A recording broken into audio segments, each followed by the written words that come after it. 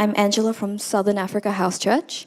When I shared my testimony for my baptism, I spoke about the initial impact of meeting God and the high I felt in the moment. But as I prepared for today, I realized how much my faith has matured since then. If I had to sum up my church life right now, through the Living Life Bible study, serving in the ANW service, and the recent seminar at camp, I no longer see our church as just a device to meet God, but as a home I share with like-minded people. This realization did not come to me easily. It required many months of work and struggle.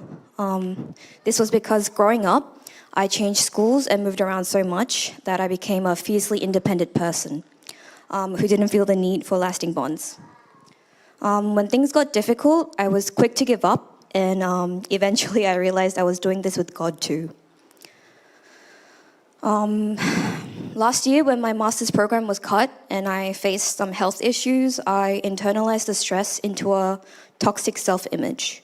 I found myself stuck in a constant loop, stressing over my health, which only caused my physical and mental strain to exacerbate the very issues that I was worried about. This cycle soon reflected in my reality. Even in house church, I felt like I was hiding. I would never talk about what was actually hurting me and only bring up surface-level bothers to keep people at a distance.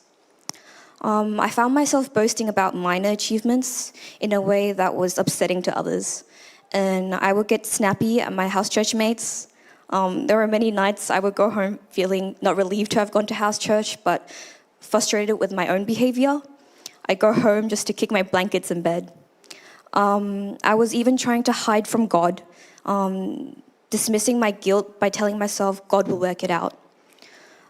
However, there was a lingering fear in me that told me that I wasn't enough to make it on my own.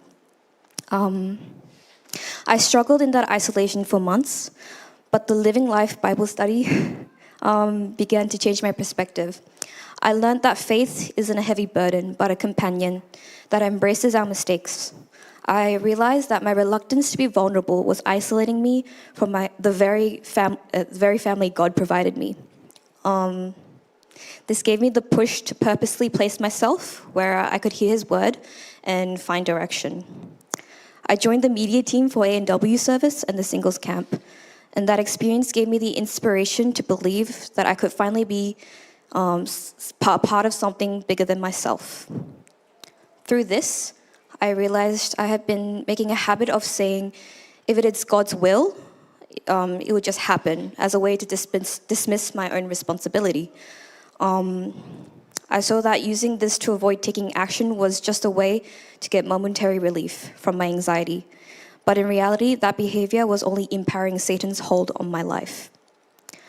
Going into camp, I wanted to serve a VIP of my own, but I was haunted by the thought, am I the right person to guide someone when my own faith is so wavering? It was Pastor Yoon's seminar, Renovation and Revolution, that gave me the strength to let go of that doubt. I learned that I only need to plant the seed, and it's God who nourishes the revolution in their faith. I realized that listening to my own insecurity was no longer an option. I can't say that all my troubles have been lifted. My health journey and worries about my future are still very much in progress. But even though those struggles remain, I am no longer carrying them on my own.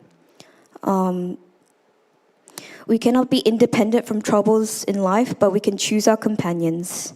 I actually feel a new kind of high now and I am excited to know that whatever struggle comes next will only bring me closer to God and to His home. Hope you all have a wonderful, blessed day. Thank you. Amen.